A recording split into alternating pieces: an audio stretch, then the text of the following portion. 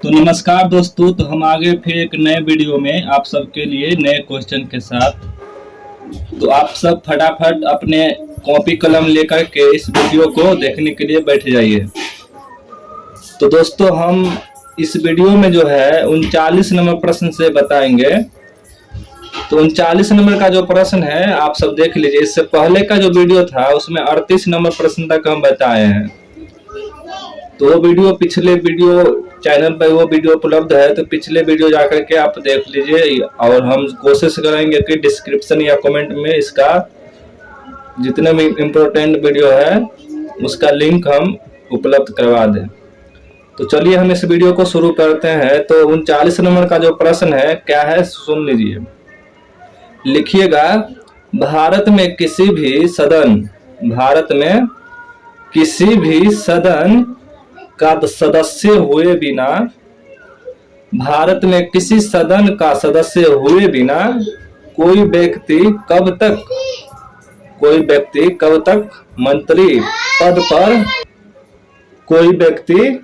तक मंत्री पद पर आसीन रह सकता है। तो ऑप्शन ए में है 3 महीने तक। क्या है ऑप्शन ए में? 3 महीने तक। और ऑप्शन नंबर बी में है 6 महीने तक। और ऑप्शन नंबर सी में है 1 वर्ष तक। और ऑप्शन नंबर डी में आपको मिलेगा कोई समय नहीं। तो ये 39 नंबर प्रश्न है। इसका राइट आंसर आपका हो जाएगा ऑप्शन नंबर बी। क्या होगा? ऑप्शन नंबर बी इसका राइट आंसर है 39 नंबर का। तो ऑप्शन नंबर बी में है 6 महीने तक। तो भारत में किसी भी सदन का सदस्य हुए बिना कोई व्यक्ति कब तक मंत्री पद पर आसीन रह सकता है? तो वो 6 महीने तक रह सकता है। तो चलिए 40 नंबर का जो प्रश्न है 39 नंबर का थोड़ा डिटेल में देख लेते हैं। तो डिटेल में दिया है भारतीय संविधान के अनुच्छेद में 75 में और 5 में स्पष्ट किया गया है कि कोई मंत्री यदि लगातार 6 महीने तक संसद के किसी सदन का कोई मंत्री यदि लगातार 6 महीने तक संसद के किसी सदन का सदस्य नहीं रहता है तो उस अवधि में 6 महीने तक के पूरे होने की तिथि से मंत्री पद धारक नहीं करेगा। मंत्री पद जो है धारक वो नहीं करेगा। चलिए 40 नंबर का जो प्रश्न है वो देखते हैं। तो 40 नंबर प्रश्न है गुट निरपेक्षता की विदेश नीति के जन्मदाता। क्या है प्रश्न? गुट निरपेक्षता की विदेश नीति के जन्मदाता कौन थे? तो ऑप्शन ए में है पंडित जवाहरलाल नेहरू। और ऑप्शन नंबर बी है इंदिरा गांधी। ऑप्शन ए में है Pandit Jawaharlal Nehru. Option number B में है इंदिरा गांधी। और ऑप्शन नंबर सी में है अटल बिहारी वाजपेयी। और ऑप्शन नंबर डी में है महात्मा गांधी। सी में है अटल बिहारी वाजपेयी और ऑप्शन नंबर डी में है महात्मा गांधी। 40 नंबर जो प्रश्न है इसका right answer option number A. Option number A इसका राइट आंसर है पंडित जवाहरलाल नेहरू। तो गुट निरपेक्षता की विदेशी नीति का जन्मदाता कौन थे? तो पंडित जवाहरलाल नेहरू कह सकते हैं। नेक्स्ट क्वेश्चन है 41 नंबर प्रश्न।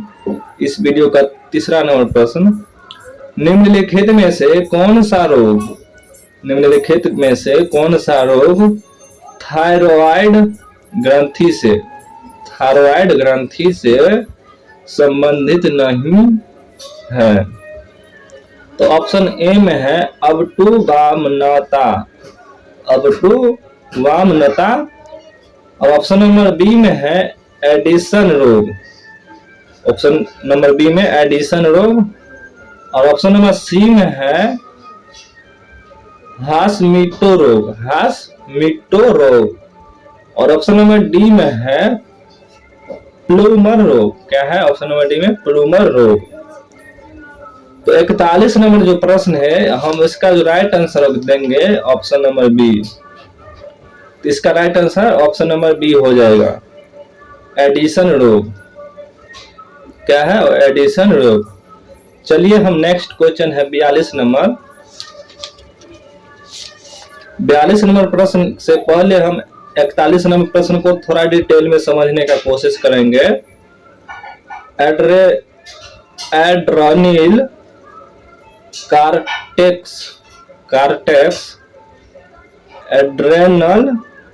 एड्रेनिल कार्टेक्स द्वारा हार्मोन के अपर्याप्त श्रवण के कारण एडिशन रोग होता है। इस रोग में रक्तदाब कम होता है। क्या होता है? इस रोग में कम रक्तदाब होता है तथा सोडियम एवं जल का उत्सर्जन बढ़ जाता है। सोडियम एवं रक्त उत्सर्जन बढ़ जाता है, सोडियम एवं जल का उत्सर्जन बढ़ जाता है, जिससे निर्जलीकरण हो जाता है। चेहरे, गर्दन एवं त्वचा पर जगह जगह चकत्ते पड़ जाते हैं। क्या पड़ जाते हैं? चकत्ते जगह जगह पड़ जाते हैं। चलिए 42 नंबर प्रश्न देखेंगे। तो 42 नंबर का जो प्रश्न है वो है भारत का प्रजातंत्र इस तथ्य पर आधारित है कि ऑप्शन ए में संविधान लिखित है।